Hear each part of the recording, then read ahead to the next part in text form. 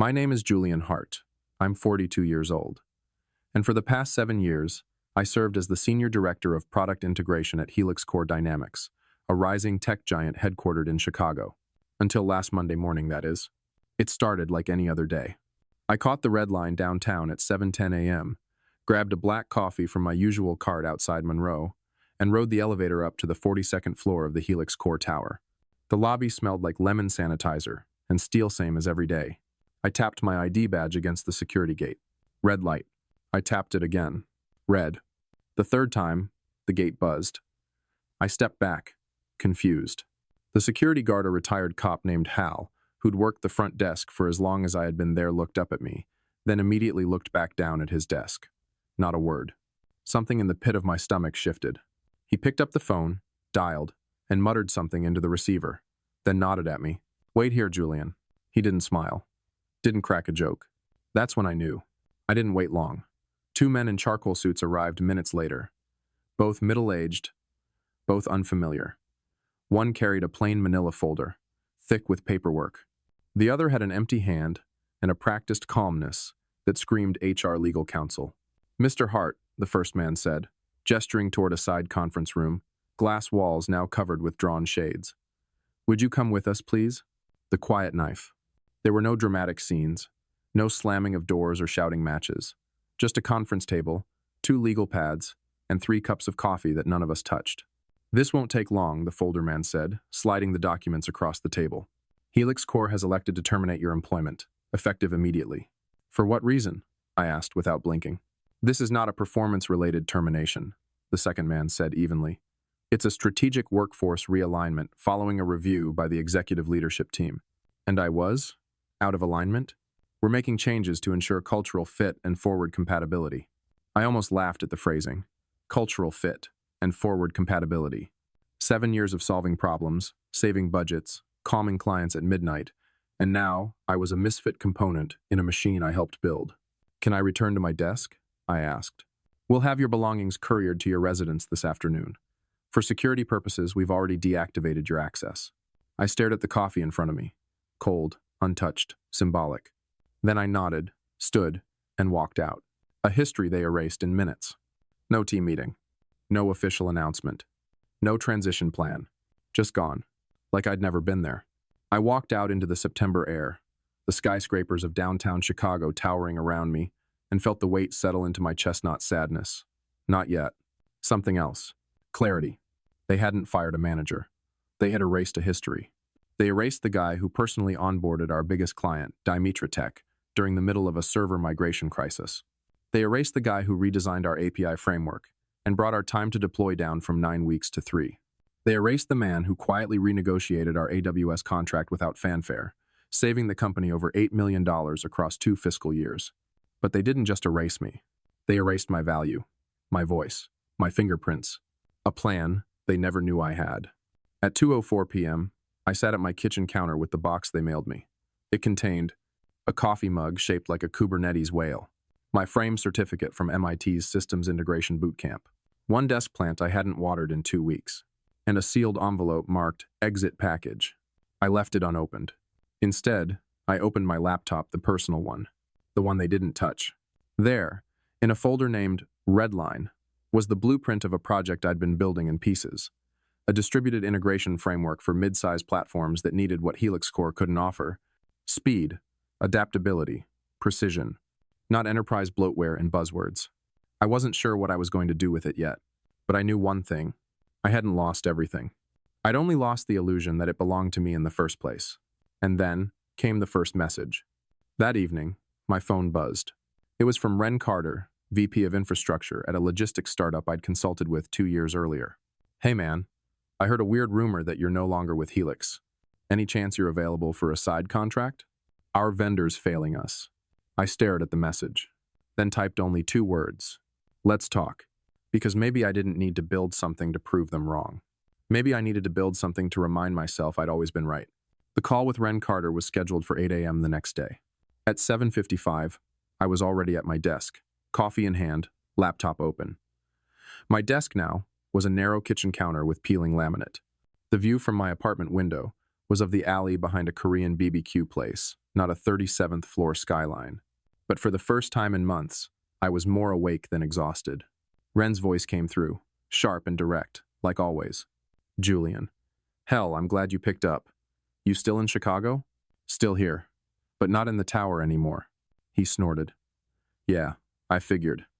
They've got some 26-year-old in a Helix Core polo trying to walk me through a container rollback like I'm a toddler. That sounded about right.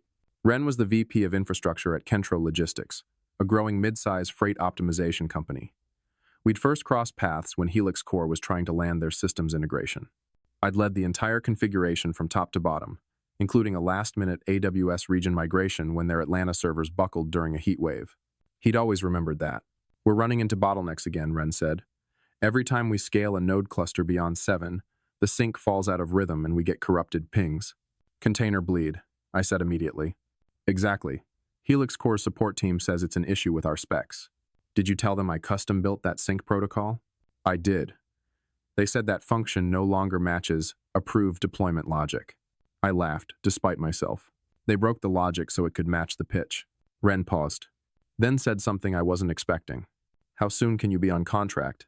I wasn't ready, but I said yes.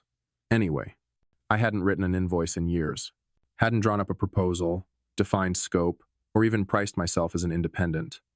But I knew the system, I knew their platform, and I knew the work. Give me until end of day to send a basic SOW, I said. Then I can jump in. You still have the old container key? I've got the architecture map and my own monitoring clone of the sync model. Perfect. Let's wake this system up again. We hung up. And just like that, I wasn't unemployed anymore. The work was familiar. The feeling wasn't. By noon, I was deep in logs again. But this time, there were no compliance meetings to prep for, no internal Slack pings from 3 levels up asking if I could simplify the language for the product team. It was me. My code. My call. In 4 hours, I'd traced the issue to a config mismatch in their rollout update. Helix Core's new automated script was overriding local sync timing values with default settings, which destroyed the precise latency calibration we'd spent months tuning. In short, they forgot how the engine ran, and Ren trusted me to remind it. The first invoice. At 6:48 p.m., I sent a formal invoice to Kentro Logistics. System audit, sync restoration, CAT, 750. Consultation, 6 hours, $1,800. Emergency monitoring, those days. Pro bono. I included the results. Node cluster restored to full sync. Latency reduced from 338 milliseconds to 129 milliseconds. 0 packet loss during test simulation. At 7:04 p.m., Ren replied with a PDF. Paid. Worth every cent, he added. Helix had the software. I had the trust.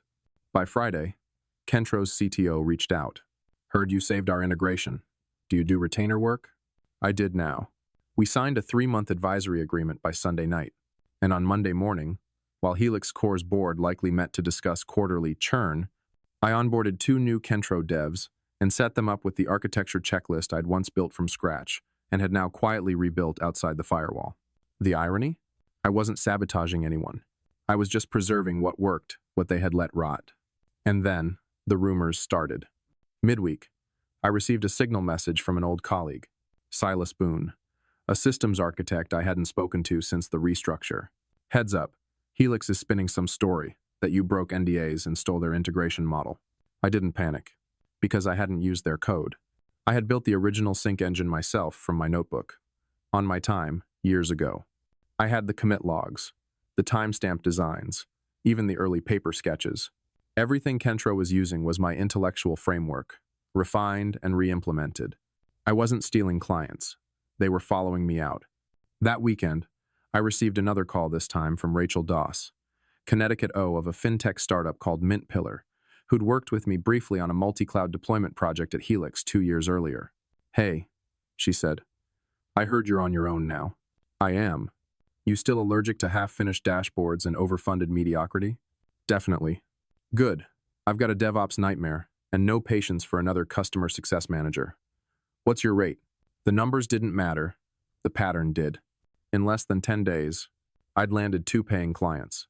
Refused one, equity instead of cash deal.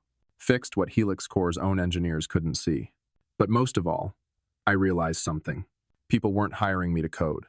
They were hiring me to be who I'd always been without the corporate muzzle. I didn't need an office.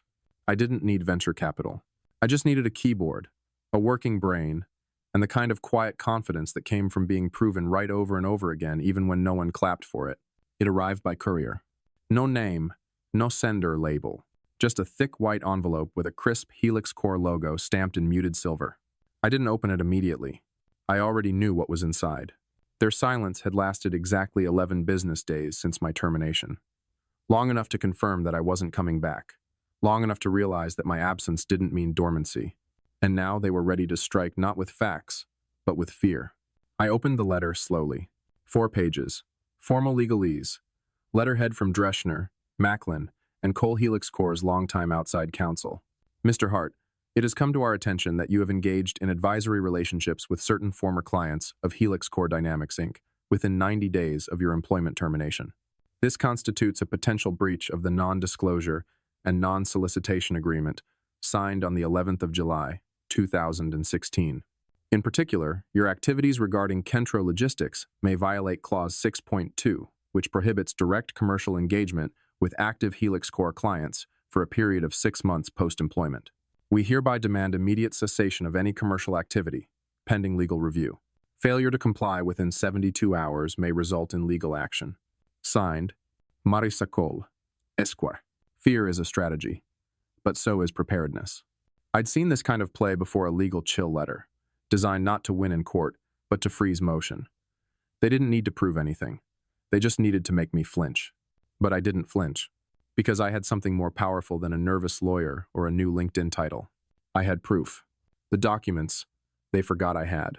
Back in 2021, Helix Core's legal team updated all executive contracts.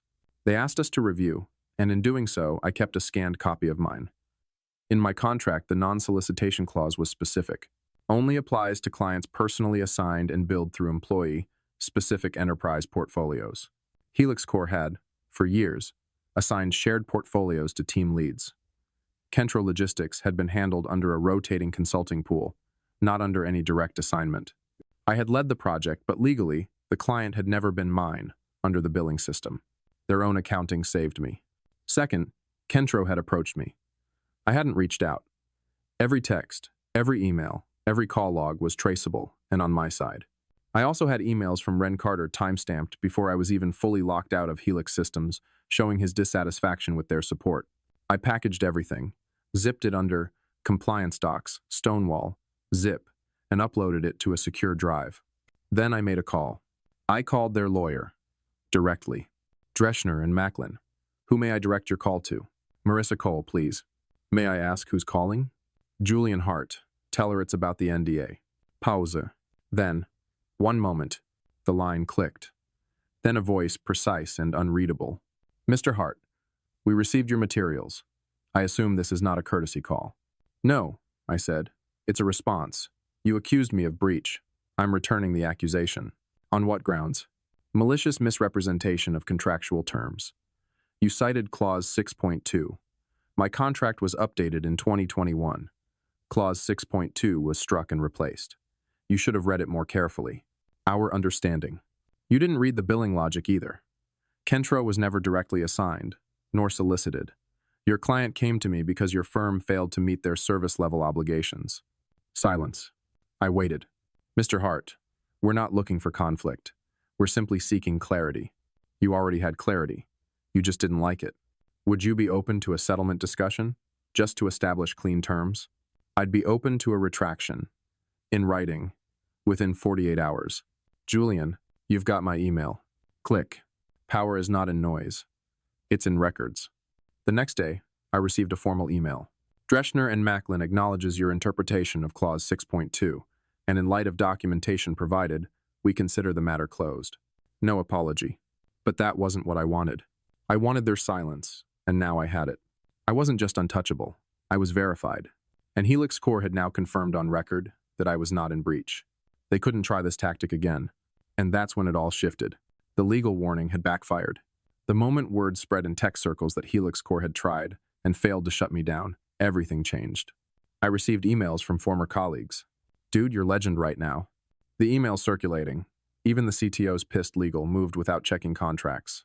You've got companies asking how to get on your wait list. Even better? Rachel Doss, my second client, forwarded me a message she got from a mutual investor. He's the guy they tried to bury. That's the guy you bet on. By the numbers.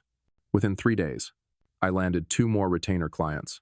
One of them was a quiet referral from inside Helix Core. I had 5 open SOWs on my desk, and 1 invitation to speak at a DevSecOps leadership roundtable in San Diego. I wasn't building a company. I was building a reputation they couldn't kill. Because trust, real trust, isn't built by policy. It's built by showing up when no one else can. It started with a message I almost missed. Encrypted signal message. Sender. Unknown. Time. 11:48 p.m. Still watching. You were right. It wasn't about culture. They're prepping a sale. Get ready. At first, I thought it was spam, until the follow-up arrived 10 minutes later. RT. RT. Only one person I knew with those initials. Ryan Tang. Helix Core's lead infrastructure architect. My former right hand. He hadn't said a word since I was terminated.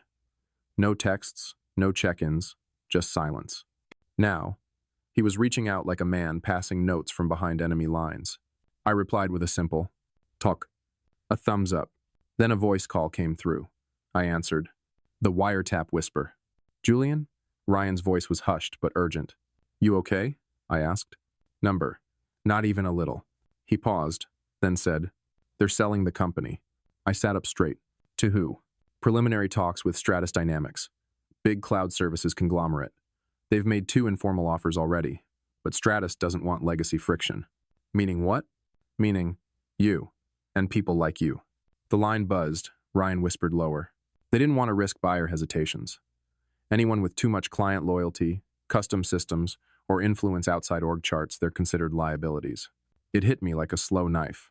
They hadn't fired me for politics. They hadn't fired me for performance. They fired me because I was too embedded to be packaged and sold. I was a custom part in a system that was being replaced with mass-market modules. The acquisition playbook. Ryan continued. They're calling it corporate optimization internally. Quiet phase-outs, flattening job roles, centralizing data control. Stratus wants unified systems and generic faces. They want Helix Core stripped of identity. He laughed bitterly. They want a brand they can plug into their sales deck. I rubbed my temple. So they're removing anyone who might make a buyer uncomfortable. Exactly. You weren't downsized, Julian.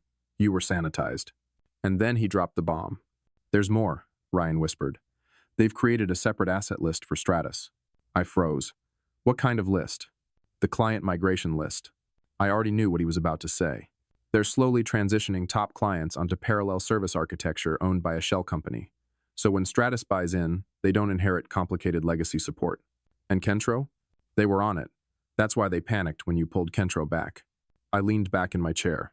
Of course, it was never about the contract. It was about the fact that I broke the transition before they could hide it. The ethics of the gray zone. What you're telling me, I said slowly, is that they were trying to sell clients they no longer fully supported without those clients ever knowing they'd been commodified. Yep. And they got rid of anyone who might warn them. Starting with you. Silence. Then Ryan added, almost too softly, I'm next, Julian. I can feel it. What do you want me to do? Why are you telling me this? I asked. I don't know, he said. Maybe because I need to believe one of us made it out. Maybe because I'm tired of seeing everything built on lies. I'm not going to expose them publicly, I said. I know. You're not that kind of person. No, I said. I'm going to beat them quietly, one client at a time, until there's nothing left to sell. There was a pause. Then let me help. The insider becomes the architect.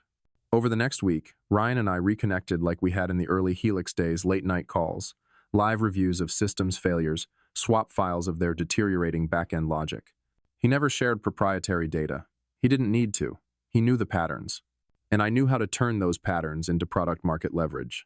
We built a small private repository called Stonewall 1.0, an adaptive framework modeled around the very weaknesses Helix Core tried to erase. But this time, it wasn't theirs. It was ours. And then clients came looking. 2 weeks later, Rachel Doss forwarded me an email thread. A former Helix Core client had reached out to her CTO asking, "We heard you migrated to Stonewall Framework. Any regrets?" Rachel replied, "Only regret is we didn't switch sooner. Helix was skin deep. This goes to the bone. The thing they never understood. You can buy code. You can rent platforms. You can automate feedback forms. But trust? That lives in the late-night call when a system fails. That lives in the bug fix delivered before the contract is even signed. That lives in the voice someone picks up when everything else is crashing. And I had that. They'd spent millions on PR. I had one truth teller inside and a handful of loyal clients outside. That's all I needed. It happened on a Thursday. I was halfway through a migration report for Mint Pillar when my phone lit up with a name I hadn't seen in years. Leah Donnelly, the senior editor of Edge Tech Journal. Julian, she said without preamble. Off the record first, Kentro just issued a press release. They're terminating all service agreements with Helix Core, effective immediately. I leaned back in my chair. I take it that's not common knowledge yet. It is now, she said. I want to quote. The dam broke. The release was terse, but cutting. Kentro Logistics has chosen to end its relationship with Helix Core Dynamics due to incompatibility in technical standards and evolving client management practices. We are transitioning to an independent architecture model designed by trusted specialists with proven field success. They didn't mention me, but they didn't need to. The industry knew who Kentro's trusted specialist was. The moment the press wire picked up the story, my inbox went from quietly growing to overheated. The quiet builder goes loud. I hadn't spoken to Leah in 4 years, not since she interviewed me during Helix Core's third funding round. Back then, I was the integrator behind the curtain. Not a founder, not a face. This time, I didn't hesitate. You want a quote? I said. Fine, here's one. Systems work when people trust them. Helix Core forgot that. They automated the trust out of the process. I didn't leave their clients behind. I just kept answering the phone. She laughed. You sure you don't want to go on record with your new company name? I thought about that. Not yet, I said. The work still speaks louder than the brand. Fallout, measured in clients. Within 48 hours of the Kentro announcement, 3 more mid-sized firms announced they were reevaluating integration vendors. A known whistleblower blog leaked a partial screenshot of Helix's client migration tracking system. Helix Core's LinkedIn posts were flooded with cryptic comments. Ask Kentro. Not who you think they are. Don't trust the skin. Then came the big one, Raptor North. A billion-dollar logistics and defense contractor based in Denver and Helix Core's 4th largest client, issued a formal review notice. That wasn't public yet, but I knew because Ryan Tang sent me the internal memo. Inside Helix, controlled panic. The memo read, immediate directive. Prepare continuity proposal for Raptor North. Assign emergency team to stabilize relationship. Legal to draft response denying previous allegations of migration mismanagement. Translation? They were losing the thread. And now they were trying to buy time with words they'd once ignored. But not everyone wanted revenge. Around 7 p.m. that same night, I received a surprising message, this time from Ellen Sharp, the VP of Client Strategy at Helix Core. We'd never liked each other. She was the one who had called my ideas too tailored and unscalable in meetings. Her message, Julian, I know you have no reason to reply, but I'd like to meet. Off record, no legal nonsense. Coffee? I stared at it for a long time, not because I was angry, but because it told me something. They were realizing what they'd lost. And Ellen Sharp, guarded, strategic Ellen knew it was only going to get worse. The meeting that wasn't a meeting. We met the next afternoon in a quiet cafe on Lincoln Ave. She arrived 10 minutes early, dressed down, no laptop, just a notebook and tired eyes. I was against your termination, she said before sitting. Not because I liked you, but because I knew what you were holding together. I appreciate the honesty. You've built something strong, but it's small. Everything starts small. She hesitated, then said, would you consider consulting for Helix? As an outside vendor, limited scope, retainer model. He blinked. You want to pay me to fix the system that fired me? She didn't flinch. Clients trust you. If we lose Raptor North, we don't just lose revenue. We lose the acquisition. Ah, there it was. So this is about Stratus. She nodded. Stratus doesn't want instability. And right now, we are unstable. I let the words hang. Then said simply, I'll think about it. I didn't mean it. But I wanted her to squirm just a little. The decision to stay quiet. That night, Ryan and I went over the incoming client logs. The spike was real. Kentro's migration was 87% complete. Mint Pillar's uptime had improved 39%. Raptor North hadn't reached out, but one of their engineers downloaded our free audit tool. Ryan grinned at that. They're poking around. I nodded, then told him about Ellen's offer. You're not actually considering it, are you? Number. But I needed to hear her say it. He understood. Sometimes, power isn't in seizing control. It's in being the one they need, and choosing not to answer. What they never got. Helix Core always thought ownership was about contracts and data. But what they didn't understand was this. The best systems don't run on software. They run on trust. And trust doesn't transfer by acquisition. It stays with the one who earned it. 3 weeks after Kentro's announcement, I got the email. Subject: Partnership Opportunity. From Maya Holloway, Stratus Dynamics, Strategic Acquisitions. I read it 3 times. The phrasing was diplomatic, almost friendly. We've observed your recent traction with mid-tier logistics and infrastructure clients, particularly in areas Helix Core previously supported. Stratus is always on the lookout for innovative firms and thought leaders delivering real-world outcomes. We'd love to explore what a partnership or potential acquisition might look like. The irony was rich. They had tried to erase me, and now they wanted to buy what they failed to contain. From exile to leverage. My office wasn't glamorous. A co-working loft in Fulton Market with mismatched chairs, humming vents, and coffee that tasted like burnt cardboard. But the view was honest, and the whiteboard behind me was full of real things. Kentro's second phase rollout. Mint pillars owed it to architecture timeline. And the beginnings of what would soon be called Stonewall Systems. A real company. Not just freelance hustle, not just reputation, but infrastructure. The kind I could build and control. I didn't respond to Stratus. Yet. Instead, I scheduled a meeting with my core. Ryan Tang, Rachel Doss, and 2 others who'd left Helix recently and joined my cause. We sat in a small circle after hours, laptops open, burritos half-eaten. Stratus wants to buy in, I said flatly. Ryan frowned. Figures. They don't build. They just collect. Do we want to be collected? I asked. Silence. Then Rachel said it best. What you're building, Julian, it's the one thing they can't replicate. Human infrastructure. Predictive trust. They want the ghost in the machine, and they think they can own it. She looked at me. You already won.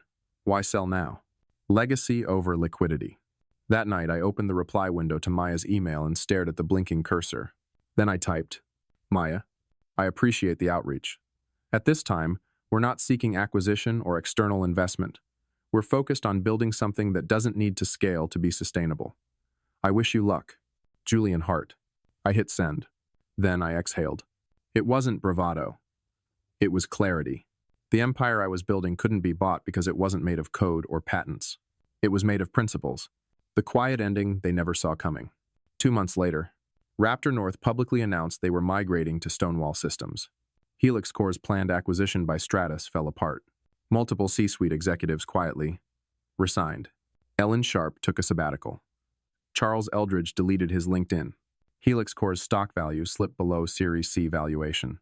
No headlines screamed my name. No articles glorified the man they erased.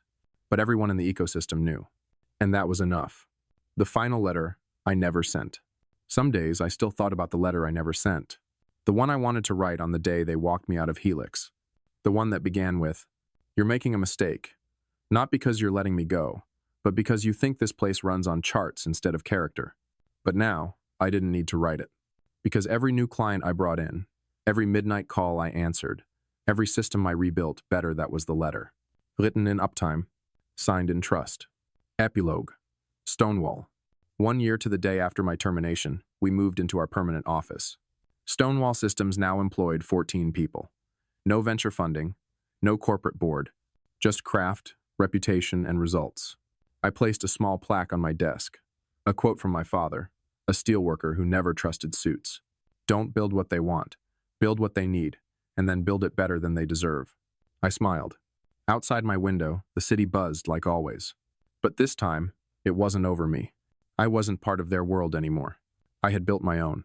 And no one, not even the ones who tried to erase me, could ever take that away.